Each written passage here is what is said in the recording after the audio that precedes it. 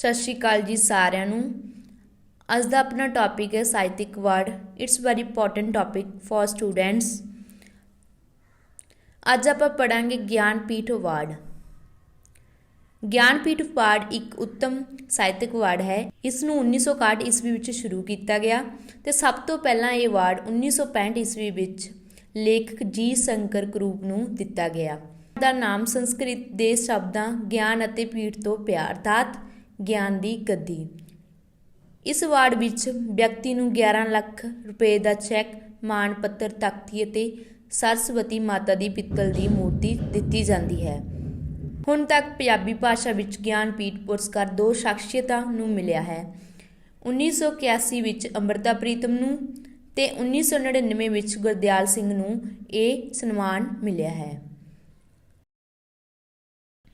ਅੱਗੇ ਪੜ੍ਹਦੇ ਹਾਂ ਸਾਹਿਤਕ ਅਕਾਦਮੀ ਅਵਾਰਡ। ਗਿਆਨਪੀਠ ਅਵਾਰਡ ਮਗਰੋਂ ਇਹ ਦੂਜਾ ਸਭ ਤੋਂ ਉੱਤਮ ਖਿਤਾਬ ਹੈ। ਇਸ ਅਵਾਰਡ ਵਿੱਚ ਤਖ਼ਤੀ ਅਤੇ 1 ਲੱਖ ਰੁਪਏ ਦੀ ਰਾਸ਼ੀ ਦਿੱਤੀ ਜਾਂਦੀ ਹੈ। ਸਭ ਤੋਂ ਪਹਿਲਾਂ ਇਹ ਅਵਾਰਡ 1955 ਈਸਵੀ ਵਿੱਚ ਭਾਈ ਵੀਰ ਸਿੰਘ ਨੂੰ ਉਹਨਾਂ ਦੀ ਰਚਨਾ ਮੇਰੇ ਸਾਈਆਂ ਜੀਓ ਲਈ ਦਿੱਤਾ ਗਿਆ ਸੀ। ਹੁਣ ਆਪਾਂ ਅੱਗੇ ਪੜ੍ਹਦੇ ਹਾਂ ਪੰਜਾਬੀ ਭਾਸ਼ਾ ਵਿੱਚ ਸਾਹਿਤ ਅਕਾਦਮੀ ਪੁਰਸਕਾਰ ਜੇਤੂ 1955 ਤੋਂ 2018 ਤੱਕ ਜਿਨ੍ਹਾਂ ਨੇ ਸਾਹਿਤ ਅਕਾਦਮੀ ਪੁਰਸਕਾਰ ਪ੍ਰਾਪਤ ਕੀਤਾ, ਉਹਨਾਂ ਬਾਰੇ ਆਪਾਂ ਪੜ੍ਹ ਰਹੇ ਹਾਂ। ਡਾਕਟਰ ਮੋਹਨਜੀਤ ਨੇ 2018 ਵਿੱਚ ਕੋਨੇ ਦਾ ਸੂਰਜ ਕਰਕੇ ਪੰਜਾਬੀ ਭਾਸ਼ਾ ਵਿੱਚ ਸਾਹਿਤ ਅਕਾਦਮੀ ਪੁਰਸਕਾਰ ਪ੍ਰਾਪਤ ਕੀਤਾ। ਨਛੱਤਰ ਨੇ 2017 ਸਲੋ ਡਾਊਨ ਨਾਵਲ ਕਰਕੇ ਇਹ ਪੁਰਸਕਾਰ ਜਿੱਤਿਆ। 2016 ਮੱਸਿਆ ਦੀ ਰਾਤ ਡਾਕਟਰ ਸਵਰਾਜਵੀਰ ਸਿੰਘ ਨੇ ਇਹ ਪੁਰਸਕਾਰ ਪ੍ਰਾਪਤ ਕੀਤਾ। ਜਸਵਿੰਦਰ ਸਿੰਘ ਨੇ ਮਾਦ ਲੋਕ ਨਾਵਲ ਕਰਕੇ 2015 ਵਿੱਚ ਪੁਰਸਕਾਰ ਪ੍ਰਾਪਤ ਕੀਤਾ। ਅਗਰਬੱਤੀ ਕਵਿਤਾ ਜਸਵਿੰਦਰ ਦੁਆਰਾ ਲਿਖੀ ਗਈ ਹੈ ਤੇ ਉਹਨਾਂ ਨੇ ਇਹ ਪੁਰਸਕਾਰ ਪ੍ਰਾਪਤ ਕੀਤਾ। ਮਨਮੋਹਨ ਨੇ ਨਿਰਵਾਣ ਨਾਵਲ ਦੀ ਰਚਨਾ ਕੀਤੀ ਤੇ 2013 ਵਿੱਚ ਇਹ ਪੁਰਸਕਾਰ ਪ੍ਰਾਪਤ ਕੀਤਾ। ਦਰਸ਼ਨ ਬੁੱਟਰ ਨੇ ਮਹਾਕੰਬਨੀ ਕਵਿਤਾ ਦੀ ਰਚਨਾ ਕੀਤੀ ਤੇ 2012 ਵਿੱਚ ਉਹਨਾਂ ਨੇ ਇਹ ਪੁਰਸਕਾਰ ਜਿੱਤਿਆ। ਢਾਵਾਂ ਦਿੱਲੀ ਦੇ ਕਿੰਗਰੇ ਨਾਵਲ ਦੀ ਰਚਨਾ ਕੀਤੀ ਤੇ ਉਹਨਾਂ ਨੇ 2011 ਵਿੱਚ ਸਾਹਿਤ ਅਕਾਦਮੀ ਪੁਰਸਕਾਰ ਜਿੱਤਿਆ। ਡਾਕਟਰ ਬਨੀਤਾ ਨੇ 2010 ਵਿੱਚ ਕਾਲ ਪਹਿਰ 2 ਘੜੀਆਂ ਕਵਿਤਾ ਦੀ ਰਚਨਾ ਕੀਤੀ ਤੇ ਉਹਨਾਂ ਨੇ ਇਹ ਪੁਰਸਕਾਰ ਪ੍ਰਾਪਤ ਕੀਤਾ। 2009 ਤੱਤੀ ਤਵੀ ਦਾ ਸੱਚ ਇਹ ਇੱਕ ਨਾਟਕ ਹੈ ਤੇ ਆਤਮਜੀਤ ਦੁਆਰਾ ਲਿਖਿਆ ਗਿਆ ਤੇ ਇਹਨਾਂ ਨੇ ਵੀ ਇਹ ਪੁਰਸਕਾਰ ਪ੍ਰਾਪਤ ਕੀਤਾ। 2008 ਸੁਧਾਰ ਕਰ ਇਹ ਇੱਕ ਨਾਵਲ ਹੈ ਤੇ ਮਿੱਤਰ ਸੈਨਮੀਤ ਦੁਆਰਾ ਲਿਖਿਆ ਗਿਆ ਤੇ ਉਹਨਾਂ ਨੇ ਇਹ ਪੁਰਸਕਾਰ ਜਿੱਤਿਆ। 2007 ਦੀ ਗੱਲ ਕਰਦੇ ਹਾਂ। ਕਮੰਡਲ ਇਹ ਇੱਕ ਕਵਿਤਾ ਹੈ ਜੋ ਕਿ ਜਸਵੰਤ ਸਿੰਘ ਦੁਆਰਾ ਲਿਖੀ ਗਈ ਹੈ ਤੇ ਇਹਨਾਂ ਨੇ ਵੀ ਇਹ ਪੁਰਸਕਾਰ ਜਿੱਤਿਆ। ਅਜਮੇਰ ਸਿੰਘ ਔਲਖ ਨੇ 2006 ਵਿੱਚ ਇਸ਼ਕਵਾਜ ਨਿਵਾਜ਼ ਦਾ ਹਜਨੀ ਇਹ ਰਚਨਾ ਕਰਕੇ ਇਹ ਪੁਰਸਕਾਰ ਪ੍ਰਾਪਤ ਕੀਤਾ। ਗੁਰਬਚਨ ਸਿੰਘ ਭੁੱਲਰ ਦੁਆਰਾ ਅਗਨੀ ਕਲਸ਼ ਮਿੰਨੀ ਕਹਾਣੀ ਲਿਖੀ ਗਈ ਤੇ ਉਹਨਾਂ ਨੇ 2005 ਵਿੱਚ ਇਹ ਪੁਰਸਕਾਰ ਜਿੱਤਿਆ। ਸਤਿੰਦਰ ਸਿੰਘ ਨੂਰ ਦੁਆਰਾ ਕਵਿਤਾ ਦੀ ਭੂਮਿਕਾ ਆਲੋਚਨਾ ਲਿਖੀ ਗਈ ਤੇ ਉਹਨਾਂ ਨੇ 2004 ਵਿੱਚ ਸਾਹਿਤ ਅਕਾਦਮੀ ਪੁਰਸਕਾਰ ਪ੍ਰਾਪਤ ਕੀਤਾ। ਹੁਣ ਆਪਾਂ ਗੱਲ ਕਰਦੇ ਹਾਂ 2003 ਦੀ। ਚਰਨਦਾਸ ਸਿੱਧੂ ਦੁਆਰਾ ਭਗਤ ਸਿੰਘ ਸ਼ਹੀਦ ਨਾਟਕ ਟਿੱਕਰੀ ਜੋ ਕਿ ਇੱਕ ਨਾਟਕ ਹੈ ਤੇ ਇਹਨਾਂ ਨੇ ਇਹ ਪੁਰਸਕਾਰ 2003 ਵਿੱਚ ਪ੍ਰਾਪਤ ਕੀਤਾ। ਹਰਭਜਨ ਸਿੰਘ ਹਲਵਾਰਵੀ ਨੇ ਪੁਲਾਂ ਤੋਂ ਪਾਰ ਕਵਿਤਾ ਲਿਖੀ ਤੇ ਉਹਨਾਂ ਨੇ 2002 ਵਿੱਚ ਇਹ ਸਾਹਿਤ ਅਕਾਦਮੀ ਪੁਰਸਕਾਰ ਪ੍ਰਾਪਤ ਕੀਤਾ। ਦੇਵ ਨੇ ਸਪਤਾਂਤ ਕਵਿਤਾ ਲਈ 2001 ਵਿੱਚ ਇਹ ਪੁਰਸਕਾਰ ਪ੍ਰਾਪਤ ਕੀਤਾ।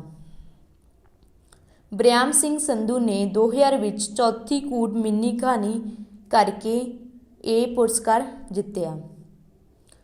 ਹੁਣ ਆਪਾਂ ਗੱਲ ਕਰਦੇ ਹਾਂ 1999 ਗਵਾਚੇ ਅਰਥ ਜੋ ਇੱਕ ਨਾਵਲ ਹੈ ਤੇ ਨਰਿੰਜਨ ਸਿੰਘ ਤਹਿਸੀਮ ਦੁਆਰਾ ਲਿਖਿਆ ਗਿਆ ਤੇ ਉਹਨਾਂ ਨੇ 1999 ਵਿੱਚ ਇਸ ਰਚਨਾ ਲਈ ਪੁਰਸਕਾਰ ਪ੍ਰਾਪਤ ਕੀਤਾ।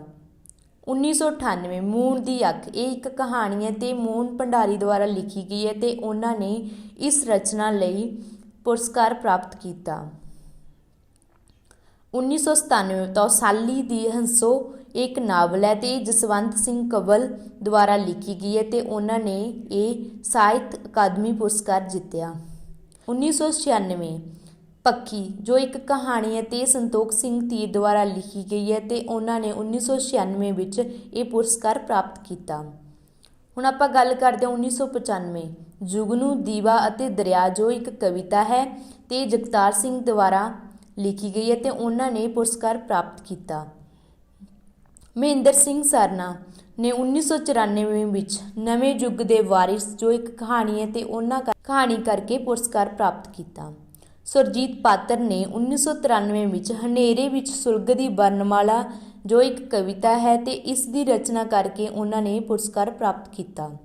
1992 ਕੁਝ ਅਣਕਹੇ ਵੀ ਇੱਕ ਕਹਾਣੀ ਹੈ ਤੇ ਪ੍ਰੇਮ ਪ੍ਰਕਾਸ਼ ਦੁਆਰਾ ਲਿਖੀ ਗਈ ਹੈ ਤੇ ਇਹਨਾਂ ਨੇ ਵੀ ਇੱਕ ਪੁਰਸਕਾਰ ਜਿੱਤਿਆ। 1991 ਚਨਾ ਦੀ ਰਾਤ ਇੱਕ ਕਵਿਤਾ ਹੈ ਤੇ ਹਰਿੰਦਰ ਸਿੰਘ ਮਹਿਬੂਬ ਦੁਆਰਾ ਲਿਖੀ ਗਈ ਹੈ ਤੇ ਉਹਨਾਂ ਨੇ 1991 ਵਿੱਚ ਸਾਹਿਤ ਅਕਾਦਮੀ ਪੁਰਸਕਾਰ ਜਿੱਤਿਆ। 1990 ਉਨੀਦਾ ਵਰਤਮਾਨ ਇੱਕ ਕਵਿਤਾ ਹੈ ਤੇ ਮਨਜੀਤ ਟਵਾਣਾ ਦੁਆਰਾ ਲਿਖੀ ਗਈ ਹੈ ਤੇ ਉਹਨਾਂ ਨੇ ਇਹ ਪੁਰਸਕਾਰ ਪ੍ਰਾਪਤ ਕੀਤਾ। 1999 ਕਹਿਕਸ਼ਾ ਇੱਕ ਕਵਿਤਾ ਹੈ ਤੇ ਤਾਰਾ ਸਿੰਘ ਕਾਮਿਲ ਦੁਆਰਾ ਲਿਖੀ ਗਈ ਹੈ ਤੇ ਉਹਨਾਂ ਨੇ ਇਹ ਪੁਰਸਕਾਰ ਜਿੱਤਿਆ। 1988 ਗਿੱਲੀਏ ਚਿੱਕੜ ਦੂਰ ਕਰ ਇੱਕ ਸਵੈ ਜੀਵਨੀ ਅਤੇ ਬੰਜਾਰਾ ਬੇਦੀ ਦੁਆਰਾ ਲਿਖੀ ਗਈ ਹੈ ਤੇ ਉਹਨਾਂ ਨੇ ਵੀ ਇਹ ਪੁਰਸਕਾਰ ਪ੍ਰਾਪਤ ਕੀਤਾ। 1987 ਕੋਠੇ ਖੜਕ ਸਿੰਘ ਇੱਕ ਨਾਵਲ ਹੈ ਤੇ ਰਾਮ ਸਰੂਪ ਅਣਖੀ ਨੇ ਇਸ ਰਚਨਾ ਕਰਕੇ ਪੁਰਸਕਾਰ ਪ੍ਰਾਪਤ ਕੀਤਾ।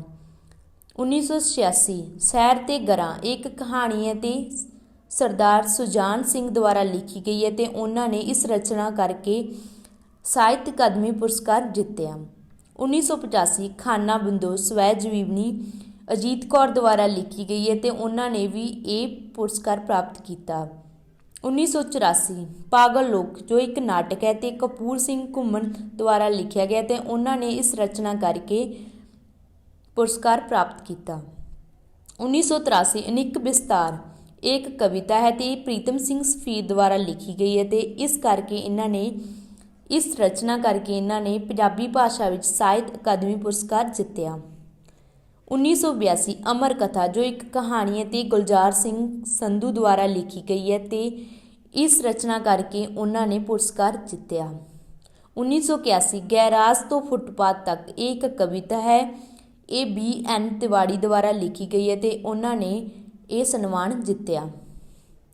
1980 ਸੂਰਜ ਤੇ ਕਹਿਕਸ਼ਾ ਇੱਕ ਕਵਿਤਾ ਹੈ ਇਹ ਸੁਖਪਾਲ ਵੀਰ ਸਿੰਘ ਹਸਰਤ ਦੁਆਰਾ ਲਿਖੀ ਗਈ ਹੈ ਤੇ ਇਹਨਾਂ ਨੇ ਵੀ ਇਹ ਪੁਰਸਕਾਰ ਪ੍ਰਾਪਤ ਕੀਤਾ। ਹੁਣ ਆਪਾਂ ਗੱਲ ਕਰਦੇ ਹਾਂ 1979 ਕਰੁਣਾ ਦੀ ਛੂਹ ਤੋਂ ਮਗਰੋਂ ਇਹ ਇੱਕ ਕਵਿਤਾ ਹੈ ਜੋ ਕਿ ਜਸਵੰਤ ਸਿੰਘ ਨੇਕੀ ਦੁਆਰਾ ਲਿਖੀ ਗਈ ਆ ਉਹਨਾਂ ਨੇ ਇਹ ਪੁਰਸਕਾਰ ਜਿੱਤਿਆ। ਗੁਰਮੁਖ ਸਿੰਘ ਮੁਸਾਫਿਰ ਦੁਆਰਾ ਉਰਵਾਰ ਪਾਰ ਕਹਾਣੀ ਲਿਖੀ ਗਈ ਹੈ ਤੇ ਉਹਨਾਂ ਨੇ ਇਹ ਪੁਰਸਕਾਰ 1978 ਵਿੱਚ ਪ੍ਰਾਪਤ ਕੀਤਾ। ਸੋਹਣ ਸਿੰਘ ਮੀਸਾ ਨੇ 1977 ਵਿੱਚ ਕੱਚ ਦੇ ਬਸਤਰ ਕਵਿਤਾ ਲਿਖੀ ਤੇ ਉਹਨਾਂ ਨੇ ਇਸ ਰਚਨਾ ਕਰਕੇ ਪੁਰਸਕਾਰ ਪ੍ਰਾਪਤ ਕੀਤਾ। ਨਰਿੰਦਰਪਾਲ ਸਿੰਘ ਨੇ 1976 ਵਿੱਚ ਬਾ ਮੁਲਾਹਜ਼ਾ ਹੁਸ਼ਿਆਰ ਨਾਵਲ ਲਿਖਿਆ ਤੇ ਉਹਨਾਂ ਨੇ ਇਸ ਨਾਵਲ ਕਰਕੇ ਪੁਰਸਕਾਰ ਪ੍ਰਾਪਤ ਕੀਤਾ।